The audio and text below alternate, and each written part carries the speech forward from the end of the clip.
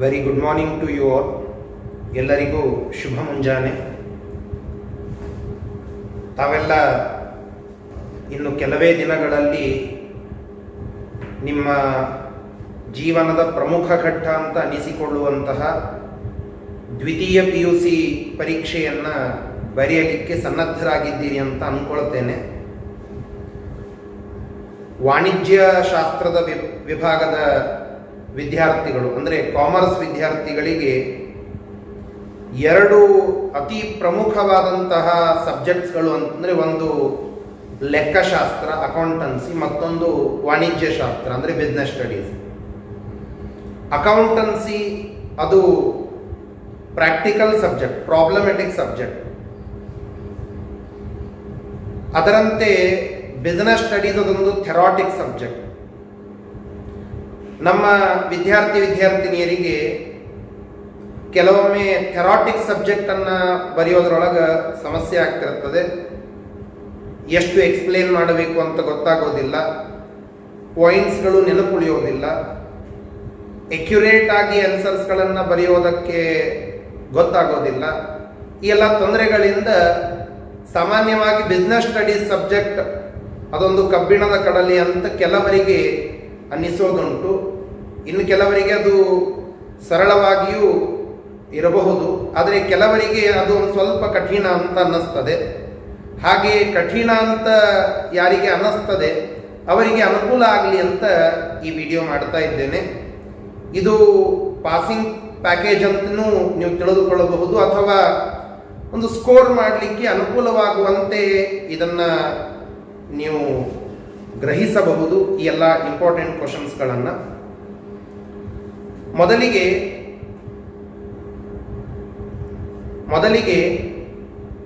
ಈ ಸಬ್ಜೆಕ್ಟಿನ ಏನು question paper ಬರ್ತದೋ ಅದರ ಪ್ಯಾಟರ್ನ್ ಅದು ಹೇಗಿದೆ ಅಂತ ತಿಳಿದುಕೊಳ್ಳಬೇಕು. ನೀವು ಯಾವುದೇ PUC ಪರೀಕ್ಷೆಯ ಪ್ರಶ್ನೆ ಪತ್ರಿಕೆಯನ್ನು ನೋಡಿದರೆ ಅಲ್ಲಿ 5 ಸೆಕ್ಷನ್ಸ್ಗಳಿರುತ್ತವೆ. Section A, section B, section C, section D ಮತ್ತು ಸೆಕ್ಷನ್ E ಅಂತ ಹೇಳಿ. ಸೆಕ್ಷನ್ A ನಮ್ಮ ಬಿಸ್ನೆಸ್ ಸ್ಟಡೀಸ್ ಪೇಪರ್ನಲ್ಲಿ ಸೆಕ್ಷನ್ A ಅದು 1 ಅಂಕದ ಪ್ರಶ್ನೆಗಳು ಅಂದರೆ 1 ಮಾರ್ಕ್ ಕ್ವಶನ್ಸ್ಗಳಿರ್ತವೆ.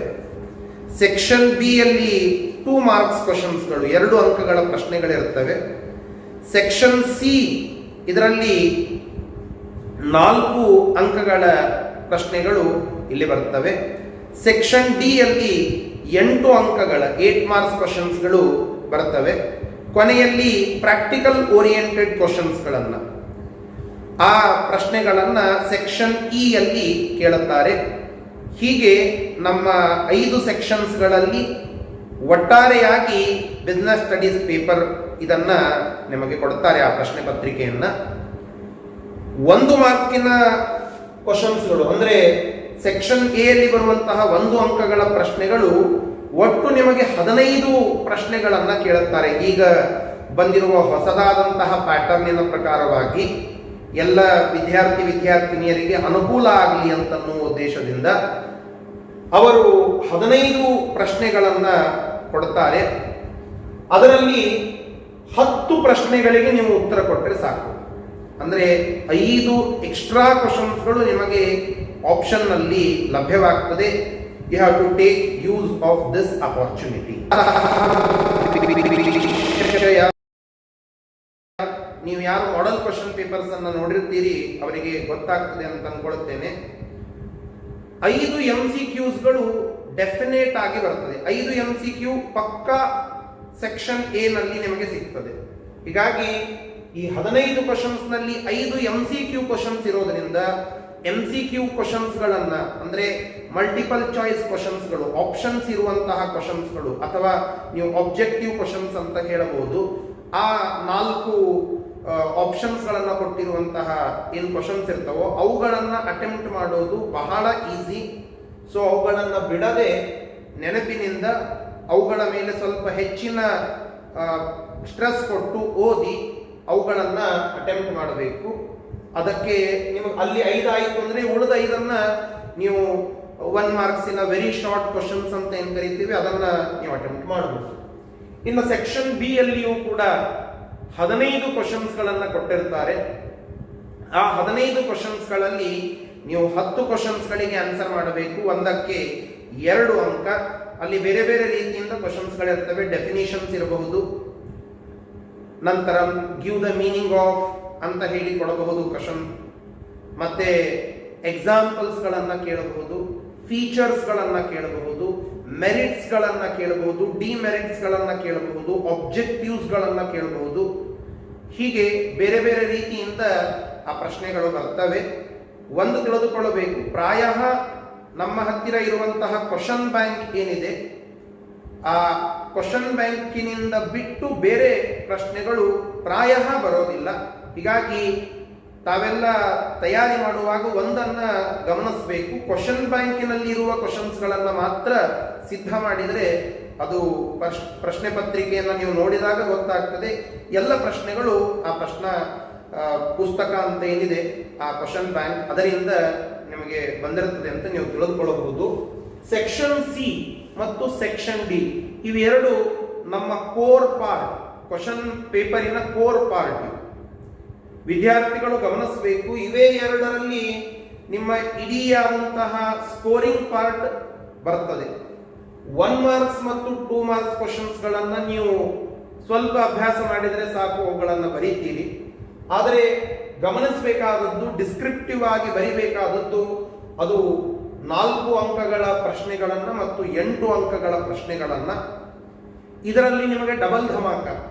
ಈ ಬಾರಿ ಯಾರು ಪ್ರಶ್ನೆ ಪತ್ರಿಕೆಯನ್ನು ನೋಡುತ್ತೀರಿ ಅಥವಾ ಮಾಡೆಲ್ ಪ್ರಶ್ನೆ ಪೇಪರನ್ನು ನೋಡಿರ್ತೀರಿ ಅವರಿಗೆಲ್ಲ ಗೊತ್ತಿರುತ್ತದೆ, ಒಟ್ಟಾರೆ 4 ಮಾರ್ಕ್ಸಿನದ್ದು 7 ಕ್ವಶನ್ಸ್ಗಳನ್ನು ಬರೀಬೇಕು. ಆದರೆ ಅವರು 14 ಕ್ವಶನ್ಸ್ಗಳನ್ನು ಕೊಡ್ತಾರೆ. They will give 14 questions. You have to attempt only 7. Any of the 7 questions you have to attempt. 14 ಕ್ವಶನ್ಸ್ಗಳನ್ನ ಪ್ರಶ್ನೆಗಳನ್ನ ಅವರು ಸೆಕ್ಷನ್ ಸಿ ಅಲ್ಲಿ ಕೊಟ್ಟರೆ ಅವುಗಳಲ್ಲಿಯ ಅರ್ಧ ಭಾಗ 7 ಕ್ವಶನ್ಸ್ಗಳನ್ನ ಮಾತ್ರ ನೀವು ಅಟೆಂಪ್ಟ್ ಮಾಡಬೇಕು. ಈ ಪ್ರಶ್ನೆಗಳನ್ನ ಹೇಗೆ ಆನ್ಸರ್ಸ್ಗಳನ್ನ ಬರಿಬೇಕು ಈ ಪ್ರಶ್ನೆಗಳಿಗೆ ಅಂತ ಅನ್ನೋದು ಒಂದು ಗೊಂದಲ ಇರುತ್ತದೆ ಪ್ರಾಯ ಎಲ್ಲರಿಗೂ. 4 ಅಂಕಗಳಿಗೆ 4 ರಿಂದ 5 ಪಾಯಿಂಟ್ಗಳಿರುವಂತಹ ಪ್ರಶ್ನೆಗಳನ್ನೇ ಹೆಚ್ಚಾಗಿ ಕೇಳುತ್ತಾರೆ. ಹೀಗಾಗಿ 4 ಪಾಯಿಂಟ್ಸ್ಗಳೇ ಇರ್ತವೆ, ಪ್ರತಿ ಪ್ರಶ್ನೆಗೂ ಪಾಯಿಂಟ್ಸ್ಗಳೇ ಇವೆ ಹೆಚ್ಚಾಗಿ. ಹೀಗಾಗಿ ಆ 4 ಪಾಯಿಂಟ್ಸ್ಗಳನ್ನ ನೀವು ಎಕ್ಯುರೇಟ್ ಆಗಿ ಟೆಕ್ಸ್ಟ್ ಬುಕ್ಕಿನ ರೀತಿಯಿಂದಲೇ ಆ ಪಾಯಿಂಟ್ಸ್ಗಳನ್ನು ಬರೀಬೇಕು. ಅದರಲ್ಲಿ ಓನ್ ಬರೆಯುವಂತೆ ಇಲ್ಲ. ಆದರೆ ನೀವು ಎಕ್ಸ್ಪ್ಲನೇಷನ್ ಮಾಡುವಾಗ ಒಂದು 2 ರಿಂದ 3 ಲೈನ್ ವಿವರಣೆ ಕೊಡಬೇಕು, ಅದಕ್ಕೆ ಎಕ್ಸ್ಪ್ಲನೇಷನ್ ಕೊಡಬೇಕು. ಅಷ್ಟು ಸಾಕು. ಬಹಳ 5-6 ಲೈನ್ಸ್ಗಳನ್ನು ಕೊಟ್ಟರೆ ಉಪಯೋಗ ಇಲ್ಲ. 2 ರಿಂದ 3 ಲೈನ್ ಅದು ಎಕ್ಯುರೇಟ್ ಆಗಿ ಇದ್ರೆ ಬಹಳ ಒಳಿತು. ಆದರೆ ಬಹಳಷ್ಟು ಜನ ಬರೇ ಪಾಯಿಂಟ್ಸ್ಗಳನ್ನ ಬರೆದು ಬರ್ತಾರೆ. ಬರೇ ಪಾಯಿಂಟ್ಸ್ ಬರೆದ್ರೆ ಆ ಪಾಯಿಂಟ್ಸ್ಗಳು ಕರೆಕ್ಟ್ ಇದ್ರೆ 4ಕ್ಕೆ 2 ಮಾರ್ಕ್ಸ್ಗಳನ್ನು ಮಾತ್ರ ಕೊಡುತ್ತಾರೆ. ಸ್ವಲ್ಪ ನೀವು ಅದಕ್ಕೆ ಎಕ್ಸ್ಪ್ಲನೇಷನ್ ಕೊಡುವ ಪ್ರಯತ್ನವನ್ನ ಮಾಡಿದರೆ 4ಕ್ಕೆ 4 ಅಂಕಗಳನ್ನು ನೀವು ಪಡಿಬಹುದು. ಹೀಗಾಗಿ ವಿಚಾರ ಮಾಡಿ 14 ಪ್ರಶ್ನೆಗಳಲ್ಲಿನ ಕೇವಲ 7 ಪ್ರಶ್ನೆಗಳಿಗೆ ಮಾತ್ರ ನೀವು ಉತ್ತರಿಸಬೇಕು. ಅವುಗಳಲ್ಲಿಯೂ ನಾವು ಮತ್ತೆ ಸಂಕ್ಷೇಪ ಮಾಡಿದರೆ ನಮ್ಮ ಮಾರ್ಕ್ಸ್ಗಳು ನಮ್ಮಿಂದ ಹೋಗ್ತವೆ. ನಾವು ಅವಕಾಶ ಇದ್ರೂ ಕೂಡ ಬೇಕಂತಲೇ ಆ ಮಾರ್ಕ್ಸ್ಗಳನ್ನು ಕಳೆದುಕೊಂಡಂತೆ ಆಗ್ತದೆ. ಹೀಗಾಗಿ ಎಕ್ಸ್ಪ್ಲನೇಷನ್ ನೀಡಿ ಇದ್ದಷ್ಟು ಮಾತ್ರ 2 ರಿಂದ 3 ಲೈನ್ಸ್ಗಳನ್ನು ಮಾತ್ರ ಸ್ವಂತವಾಗಿ ಬರೀಬಹುದು. ಅದಕ್ಕೇನು ಪಾಯಿಂಟ್ಸ್ಗಳಂತೆ ಅವೇ ಪಾಯಿಂಟ್ಸ್ಗಳು ಇರಬೇಕು ಅಂತ ಇಲ್ಲ. ಎಕ್ಸ್ಪ್ಲನೇಷನ್ ಹೊಸದಾಗಿ ಬರೀಬಹುದು, ಆದರೆ ಪಾಯಿಂಟ್ಸ್ಗಳು ಮಾತ್ರ ಟೆಕ್ಸ್ಟ್ ಬುಕ್ಕಿನಲ್ಲಿ ಕೊಟ್ಟಂತೆಯೇ ಇರುವುದು ಸೂಕ್ತ. ಇನ್ನು 8 ಮಾರ್ಕ್ಸಿಗೆ ಒಟ್ಟಿಗೆ 8 ಕ್ವಶನ್ಸ್ಗಳನ್ನ ಕೇಳುತ್ತಾರೆ. ಅಲ್ಲಿಯೂ ಅದರ ಅರ್ಧ ಭಾಗ ಮಾತ್ರ, ಅಂದ್ರೆ 4 ಕ್ವಶನ್ಸ್ಗಳನ್ನ ಮಾತ್ರ ನೀವು ಅಟೆಂಪ್ಟ್ ಮಾಡಬಹುದು. ಹೀಗಾಗಿ ನೀವು ಒಟ್ಟಾರೆ 8 ಕ್ವಶನ್ಸ್ಗಳಲ್ಲಿ 4 ಪೂರ್ಣವಾಗಿ ಬಿಡುವ ಆಪ್ಷನ್ ನಿಮಗುಂಟು. ಕೇವಲ 4 ಪ್ರಶ್ನೆಗಳಿಗೆ ಉತ್ತರ ಕೊಟ್ಟರೆ ಸಾಕು. ಇಲ್ಲಿಯೂ ಕೂಡ 8 ಪಾಯಿಂಟ್ಸ್ಗಳಿರುವಂತಹ ಪ್ರಶ್ನೆಗಳೇ ಇವೆ. ಇನ್ನು ಕೆಲವು ಕಡೆಗೆ 8 ಪಾಯಿಂಟ್ಸ್ಗಳು ಇಲ್ಲ.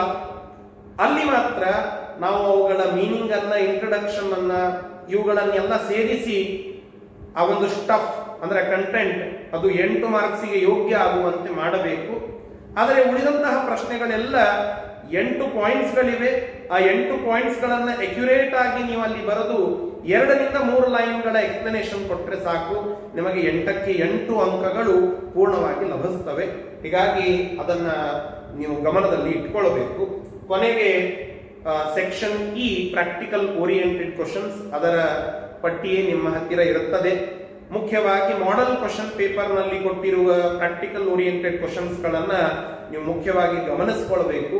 ಆ ಪ್ರಶ್ನೆಗಳು ಅತಿ ಮುಖ್ಯವಾಗಿ ನೀವು ಪರಿಗಣಿಸಿ ಅವುಗಳನ್ನೇ ಸಿದ್ಧ ಮಾಡಿದರೆ ನಿಮಗೆ ಅನುಕೂಲ ಆಗ್ತದೆ ಅಂತ ನಾವು ಹೇಳಬಹುದು.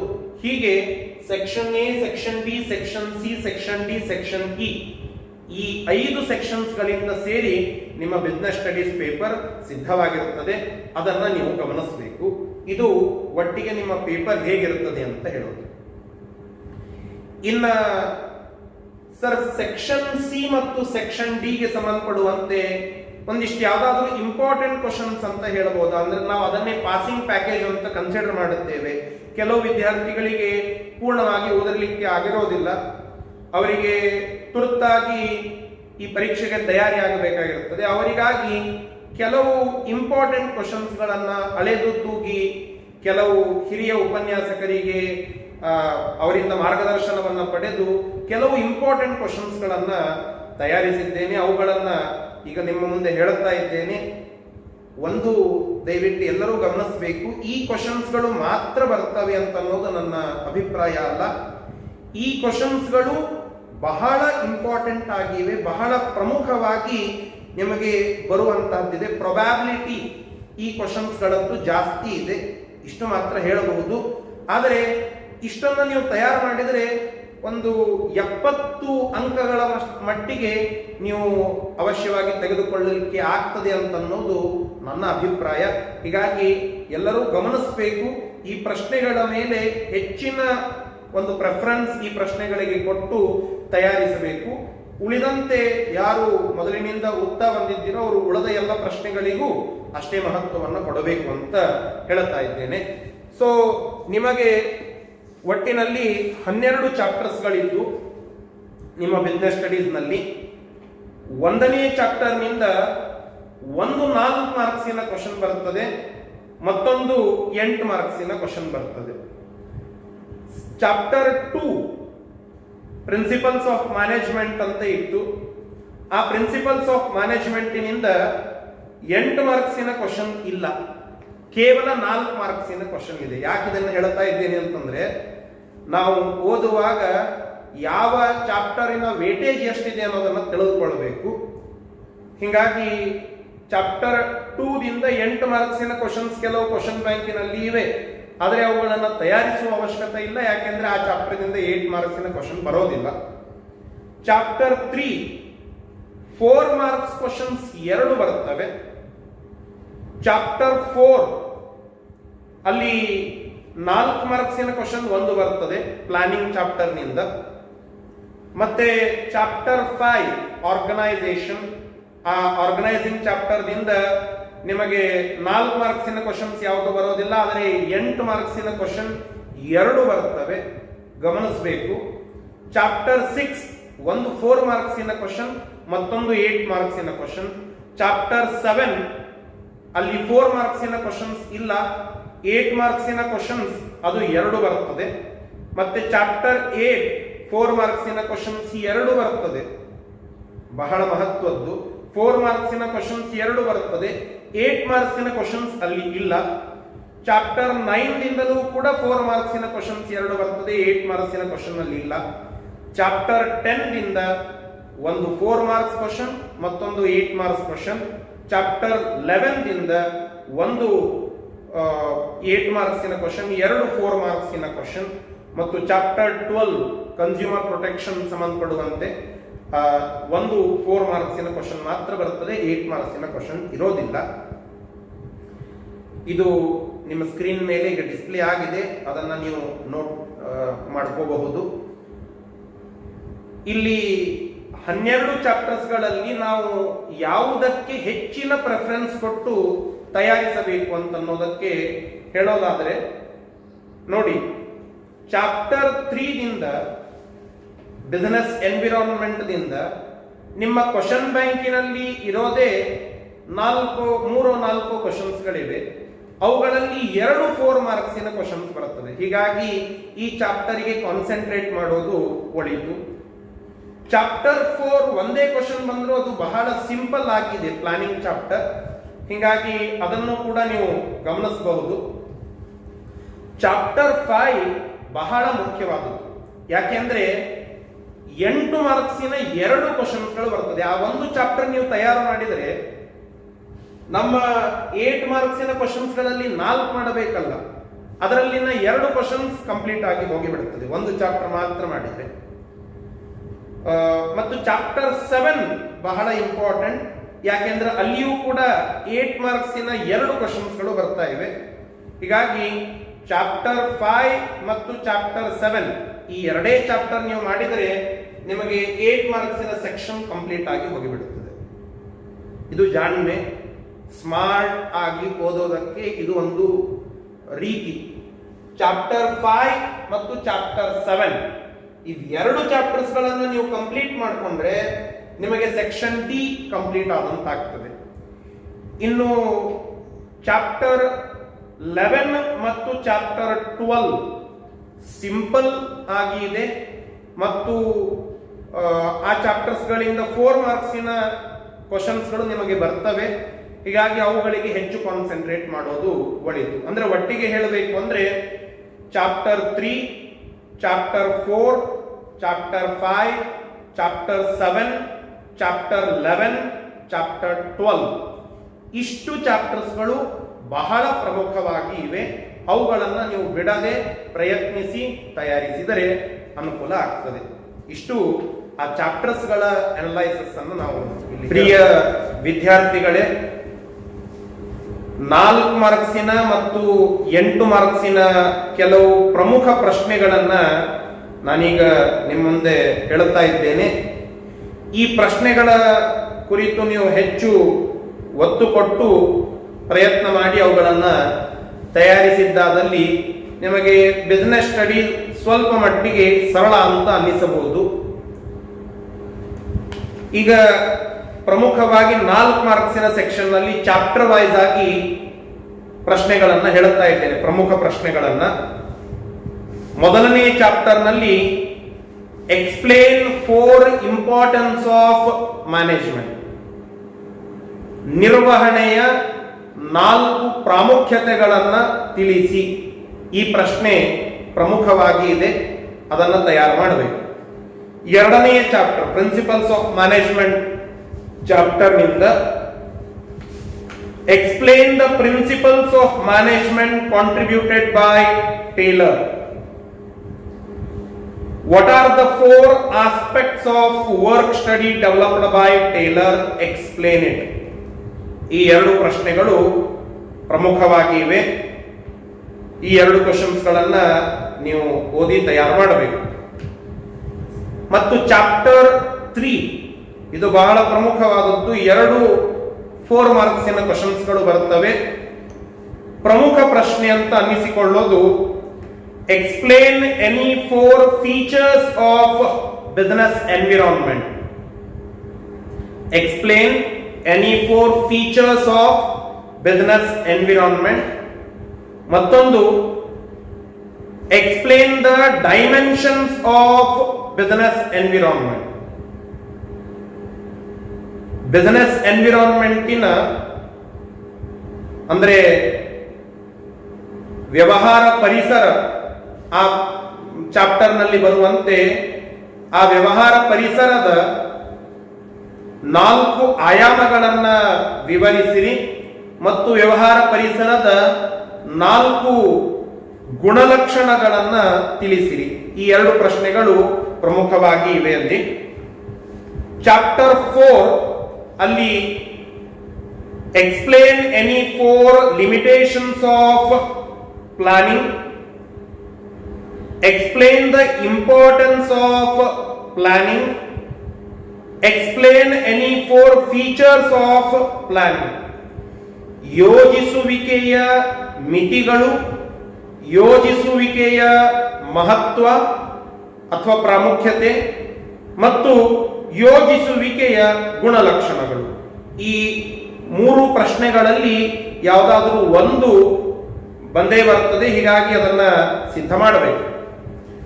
ಚಾಪ್ಟರ್ 6 6ನೆಯ ಒಂದು ಪಾಠದಲ್ಲಿ ಬರುವಂತೆ explain any 4 types of tests used for selection of employees.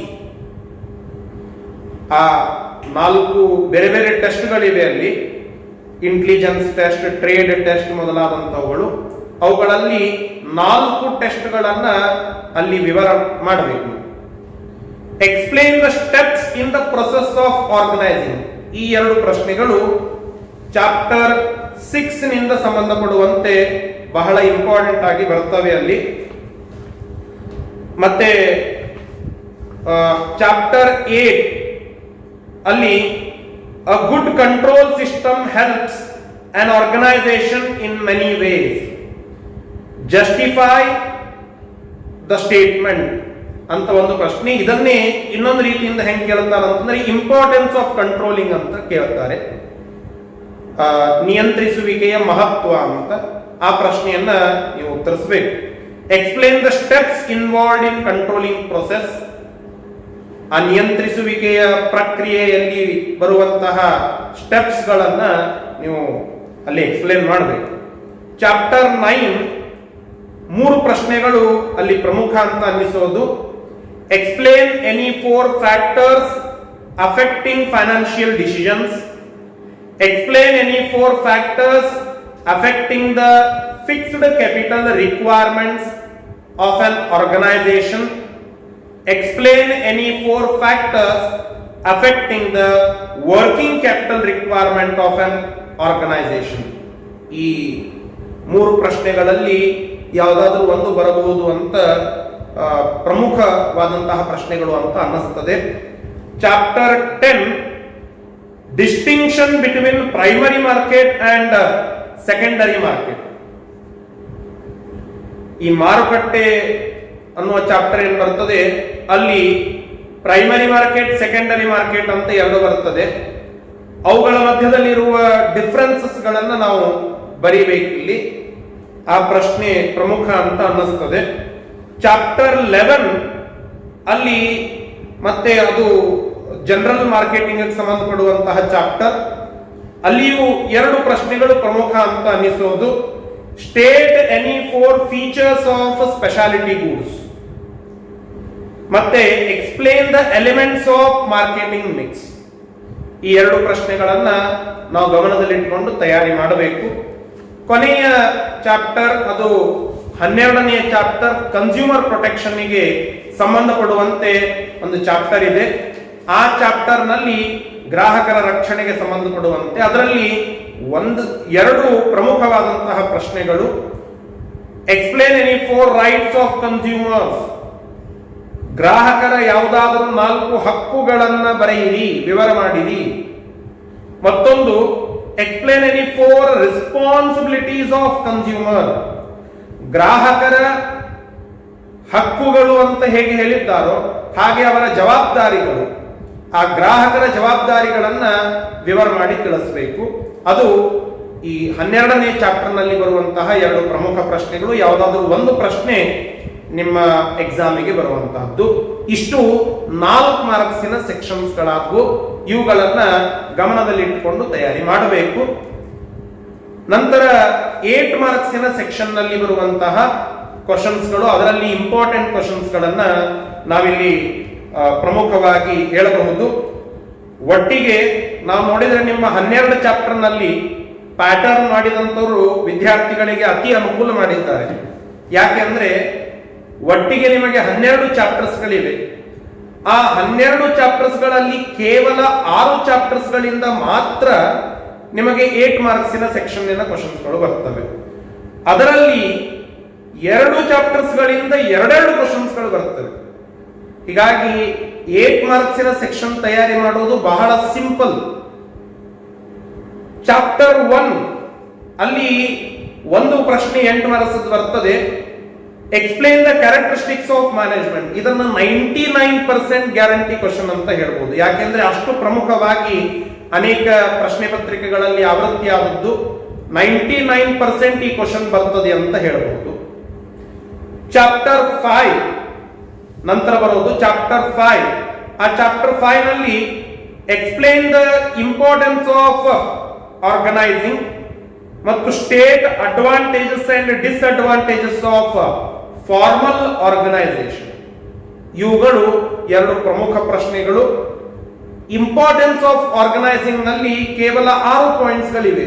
ನೀವು ಗಮನ ಕೊಟ್ಟರೆ ಅರ್ಥ ಆಗ್ತದೆ. ಅದು ಕೇವಲ 6 ಪಾಯಿಂಟ್ಸ್ಗಳಿವೆ. ಅಲ್ಲಿ what do you mean by organisation, explain the importance of organisation, ಹೀಗೆ ಪ್ರಶ್ನೆ ಬರಬಹುದು. ಆರ್ಗನೈಸೇಷನ್ ಮೀನಿಂಗ್ 2 ಮಾರ್ಕ್ಸ್, 6 ಪಾಯಿಂಟ್ಸ್ಗಳಿಗೆ 1 ಮಾರ್ಕ್ಸ್, ಒಟ್ಟಿಗೆ 8 ಮಾರ್ಕ್ಸ್. ಈ ರೀತಿಯಾಗಿ ಅದರ ವಿಂಗಡಣೆಯನ್ನ ಮಾಡುತ್ತಾರೆ. ಅದನ್ನ ಗಮನ ಕೊಟ್ಟು ಬರೀಬೇಕು. ಅವರು ಅಕಸ್ಮಾತ್ ಕೇಳದೇ ಹೋದರೂ ಕೂಡ ಇಂಪಾರ್ಟೆನ್ಸ್ ಆಫ್ ಆರ್ಗನೈಸೇಷನ್ ಅಂತ ಕೇಳಿದಾಗ ಅದಕ್ಕೆ ಇಂಟ್ರೊಡಕ್ಷನ್ ಪಾರ್ಟ್ ಅನ್ನ ಬರೆಯೋದು ಅತಿ ಪ್ರಮುಖವಾದದ್ದು, ಗಮನದಲ್ಲಿ ಇಟ್ಕೊಳ್ಬೇಕು. ಇನ್ನ ಚಾಪ್ಟರ್ 6, ಆ ಚಾಪ್ಟರ್ 6 ನಲ್ಲಿ explain 4 methods of on the job training and 4 methods off the job training. On the job, off the job training ಅಂತ 2 ಬರ್ತವೆ. ಅವುಗಳಲ್ಲಿ ಅನೇಕ ಮೆಥಡ್ಸ್ ಗಳನ್ನ ನೀವೀಗಾಗಲೇ ಕಲ್ತಿರ್ತೀರಿ. 4 ಆನ್ ದ ಜಾಬ್ ಟ್ರೈನಿಂಗ್ ಮೆಥಡ್ಸ್ಗಳು, 4 off the job training methods ಗಳನ್ನ ಎಕ್ಸ್ಪ್ಲೇನ್ ಮಾಡಬೇಕು. ಒಂದಕ್ಕೆ 1 ಅಂಕ, ಒಟ್ಟಿಗೆ 8 ಮಾರ್ಕ್ಸ್ ಅನ್ನ ನೀವು ಪಡಿಬಹುದು. ಮತ್ತೆ ಅದೇ ಚಾಪ್ಟರ್ ನಿಂದ ಇಂಪಾರ್ಟೆಂಟ್ ಅನ್ಸೋದು ಸಿಲೆಕ್ಷನ್ ಪ್ರೊಸೆಸ್ ಮತ್ತು ಸ್ಟಾಫಿಂಗ್ ಪ್ರೊಸೆಸ್. ಈ 2 ಪ್ರಶ್ನೆಗಳನ್ನ ತಯಾರಿ ಮಾಡಿಕೊಳ್ಬೇಕು. ಇನ್ನು ಚಾಪ್ಟರ್ 7 ನಲ್ಲಿ ಒಂದು ಪ್ರಮುಖ ಪ್ರಶ್ನೆ ಇದೆ. Explain the qualities of good leader. 100% ಈ ಪ್ರಶ್ನೆ ಬರ್ತದೆ ಅಂತ ಹೇಳಬಹುದು. ಯಾಕೆಂದ್ರೆ ಅಷ್ಟು ಬಾರಿ ಅನೇಕ ಪ್ರಶ್ನೆ ಪತ್ರಿಕೆಗಳಲ್ಲಿ ಆವೃತ್ತಿಯಾದಂತಹ ಒಂದೇ ಒಂದು ಕ್ವಶನ್, ಪ್ರಾಯ ಎಲ್ಲಾ ಕ್ವಶನ್ ಪೇಪರ್ಗಳಲ್ಲಿಯೂ ಈ ಕ್ವಶನ್ ಇದೆ. ಹೀಗಾಗಿ ಈ ಬಾರಿಯೂ ಈ ಪ್ರಶ್ನೆ ಬರ್ತದೆ ಅಂತ ಊಹೆ. 100% ಆಗಿ ಈ ಕ್ವಶನ್ ಮೇಲೆ ನಂಬಿಕೆ ಇಟ್ಟುಕೊಂಡು ತಯಾರಿ ಮಾಡಬೇಕು. ಬಹಳ ಸಿಂಪಲ್ ಆಗಿ ಇದೆ. ಉತ್ತಮ ನಾಯಕನ ಗುಣಲಕ್ಷಣಗಳು, ಸರಳವಾಗಿ ಇರುವಂತಹ ಪ್ರಶ್ನೆ, ಅದನ್ನು ತಯಾರಿಸಬೇಕು. Suggest any 8 suitable measures to improve effectiveness of communication. ಈ ಪ್ರಶ್ನೆಯೂ ಬರಬಹುದು. ಆದರೆ ಈ ಪ್ರಶ್ನೆಯ ಪ್ರೊಬ್ಯಾಬಿಲಿಟಿ ಬಹಳ ಕಡಿಮೆ. ಯಾಕೆಂದ್ರೆ ಆ ಚಾಪ್ಟರ್ ನಿಂದ ನಾವು ಕ್ವಾಲಿಟೀಸ್ ಆಫ್ ಗುಡ್ ಲೀಡರ್ ಇದನ್ನ ಎಕ್ಸ್ಪೆಕ್ಟ್ ಮಾಡ್ಲಿಕ್ಕೆ. ಹೀಗಾಗಿ ಈ ಪ್ರಶ್ನೆ ಬರೋದು ಬಹುತೇಕ ಡೌಟ್ಫುಲ್ ಇದು. ಇನ್ನು ಚಾಪ್ಟರ್ 8 ಸ್ವಲ್ಪ ಕಠಿಣ ಅಂತ ಅನಿಸೋದು ಈ ಚಾಪ್ಟರ್. ಯಾಕೆಂದ್ರೆ ಸ್ಟಾಕ್ ಎಕ್ಸ್ಚೇಂಜಸ್ ಬಗ್ಗೆ ಇರುವಂತಹ ಚಾಪ್ಟರ್. ಆದರೂ ಯಾವ ವಿದ್ಯಾರ್ಥಿಗಳು ಇದನ್ನು ತಯಾರು ಮಾಡಿದ್ದಾರೋ ಅವರು ಈ ಪ್ರಶ್ನೆಗಳನ್ನ ಇಂಪಾರ್ಟೆಂಟ್ ಅಂತ ಗ್ರಹಣ ಮಾಡಬಹುದು. What is stock exchange, explain the functions of stock exchange, explain any 4 money market instruments, explain the functions of SEBI. ಇದರಲ್ಲಿ ಸೆಬಿ ಫಂಕ್ಷನ್ಸ್ ಗಳನ್ನ ನಾವು ಬಹಳ ಪ್ರಮುಖ ಕ್ವಶನ್ ಅಂತ ಕನ್ಸಿಡರ್ ಮಾಡಬಹುದು. ಯಾಕೆ ಅಂದ್ರೆ ಆ ಕ್ವಶನ್ ಅದು 8 ಮಾರ್ಕ್ಸ್ಗೆ ಹೇಳಿ ಮಾಡಿಸಿದಂತಹ ಕ್ವಶನ್. ಅದನ್ನ ನೀವು 95% ನಷ್ಟು ಎಕ್ಸ್ಪೆಕ್ಟ್ ಮಾಡಬಹುದು ನಿಮ್ಮ ಪ್ರಶ್ನೆ ಪತ್ರಿಕೆಯಲ್ಲಿ. ಇನ್ನು ಚಾಪ್ಟರ್ 11 ಮಾರ್ಕೆಟಿಂಗ್ ಸಂಬಂಧಪಡುವಂತಹ ಒಂದು ಚಾಪ್ಟರ್ ಅದು. ಅದರಲ್ಲಿಯೂ 2 ಪ್ರಮುಖ ಕ್ವಶನ್ಸ್ ಗಳನ್ನ ನಾವು ಗಮನಿಸಬಹುದು. ಒಂದು explain any 8 functions of marketing ಮತ್ತು explain the advantages and limitations of advertising. So ಈ 2 ಪ್ರಶ್ನೆಗಳನ್ನ ನಾವಿಲ್ಲಿ ಗಮನಿಸಬಹುದು, ಇಂಪಾರ್ಟೆಂಟ್ ಅಂತ ತಿಳಿದುಕೊಳ್ಳಬಹುದು. ಇನ್ನು ಸೆಕ್ಷನ್ ಈಗ ಸಂಬಂಧಪಡುವಂತೆ ನಾನು ಈಗಾಗಲೇ ಹೇಳಿದಂತೆ ಮಾಡೆಲ್ ಕ್ವಶನ್ ಪೇಪರ್ ನಲ್ಲಿ ಕೊಟ್ಟಿರುವ 4 ಪ್ರಶ್ನೆಗಳೇ ಅತಿ ಪ್ರಮುಖವಾದದ್ದು. ಅವುಗಳನ್ನ ವಿಶೇಷವಾಗಿ ವಿದ್ಯಾರ್ಥಿಗಳು ಗಮನಿಸಿ ಪ್ರಿಪೇರ್ ಮಾಡಬೇಕು ಅಂತ ಕೇಳುತ್ತಾ ಇದ್ದೇನೆ. ಹೀಗೆ ನಾವಿಲ್ಲಿ ಮಾಡಿದರೆ 4 ಮಾರ್ಕ್ಸಿನ 7 ಕ್ವಶನ್ಸ್ ಗಳನ್ನ ನಾವು ಈಸಿಯಾಗಿ ಅಟೆಂಪ್ಟ್ ಮಾಡಬಹುದು. 8 ಮಾರ್ಕ್ಸಿನ 4 ಕ್ವಶನ್ಸ್ ಗಳನ್ನ ನಾವು ಈಸಿಯಾಗಿ ಅಟೆಂಪ್ಟ್ ಮಾಡಬಹುದು. ಅದರಂತೆ ಪ್ರಾಕ್ಟಿಕಲ್ ಓರಿಯೆಂಟೆಡ್ ನಲ್ಲಿ 5 ಮಾರ್ಕ್ಸಿನ 2 ಕ್ವಶನ್ಸ್ ಗಳನ್ನ ಈಸಿಯಾಗಿ ಅಟೆಂಪ್ಟ್ ಮಾಡಬಹುದು. ಪ್ರತ್ಯೇಕವಾಗಿ 1 ಮಾರ್ಕ್ಸ್ 2 ಮಾರ್ಕ್ಸ್ ಕ್ವಶನ್ಸ್ ನೀವು ಓದಿದ್ದಿಲ್ಲ ಅಂತಂದ್ರೂ ಕೂಡ 4 ಮಾರ್ಕ್ಸ್ ಮತ್ತು 8 ಮಾರ್ಕ್ಸಿನ ಕ್ವಶನ್ಸ್ಗಳಲ್ಲಿಯೇ ಬರುವ ಕೆಲವು ಪ್ರಶ್ನೆಗಳು ಅಲ್ಲಿಯೂ ಬರ್ತವೆ. ಹೀಗಾಗಿ ಅವುಗಳನ್ನು ನೀವು ಅಟೆಂಪ್ಟ್ ಮಾಡಬಹುದು. ಇಷ್ಟರ ಮೇಲೆ ಇವತ್ತಿನಿಂದ ಹಿಡಿದು ಒಂದು 8-10 ದಿನ ನೀವು ವಿಶೇಷ ಪ್ರಯತ್ನ ಮಾಡಿದರೆ ಈ ಇಂಪಾರ್ಟೆಂಟ್ ಕ್ವಶನ್ಸ್ಗಳನ್ನ, ಪಾಸಿಂಗ್ ಪ್ಯಾಕೇಜ್ ಅನ್ನ ಗಮನದಲ್ಲಿ ಇಟ್ಕೊಂಡು ನೀವು 75ರಿಂದ 80 ಮಾರ್ಕ್ಸ್ಗಳವರೆಗೂ ಕೂಡ ಇವತ್ತಿನಿಂದ ಪ್ರಯತ್ನ ಮಾಡಿದರೆ ಸಾಧ್ಯ ಆಗುವಂತಹ ಸೂಚನೆ ಇದೆ. ಅಷ್ಟು ಸಿಂಪಲ್ ಮಾಡಿದ್ದಾರೆ ನಿಮ್ಮ ಪ್ಯಾಟರ್ನ್ ಅನ್ನ. ಹೀಗಾಗಿ ಎಲ್ಲ ವಿದ್ಯಾರ್ಥಿಗಳು ಈ ಎಲ್ಲ ಇಂಪಾರ್ಟೆಂಟ್ ಕ್ವಶನ್ಸ್ಗಳನ್ನ, ಪ್ಯಾಟರ್ನ್ ಅನ್ನ, ಪಾಸಿಂಗ್ ಪ್ಯಾಕೇಜ್ ಅನ್ನ ಗಮನದಲ್ಲಿ ಇಟ್ಟುಕೊಂಡು ವಿಶೇಷವಾಗಿ ತಯಾರು ಮಾಡಿ ಹೆಚ್ಚಿನ ಅಂಕಗಳನ್ನ ಪಡೆದುಕೊಳ್ಳಬೇಕು ಅಂತ ಕೇಳುತ್ತಾ ಈ ವಿಡಿಯೋವನ್ನ ಇಲ್ಲಿಗೆ ಮುಕ್ತಾಯಗೊಳಿಸ್ತಾ ಇದ್ದೇನೆ. ಬೇರೆ ಬೇರೆ ಸಬ್ಜೆಕ್ಟ್ಗಳ ಇಂತಹ ಪ್ಯಾಟರ್ನ್ ಅನ್ನ ತೆಗೆದುಕೊಂಡು ನಮ್ಮ ಚಾನೆಲ್ ಮೂಲಕವಾಗಿ ಮತ್ತೆ ಬೇರೆ ಚಾಪ್ಟರ್ಸ್ಗಳ ಪ್ಯಾಟರ್ನ್ ಮತ್ತು ಪಾಸಿಂಗ್ ಪ್ಯಾಕೇಜ್ ಕೂಡ ಇಲ್ಲಿ ಪ್ರಕಟವಾಗ್ತಾ ಇದೆ. ಎಲ್ಲವನ್ನು ಗಮನಿಸಬೇಕು ಅಂತ ಕೇಳುತ್ತಾ ಈ ಒಂದು ವಿಡಿಯೋನ ಮುಕ್ತಾಯಗೊಳಿಸ್ತಾ ಇದ್ದೇನೆ. ನಮಸ್ಕಾರ.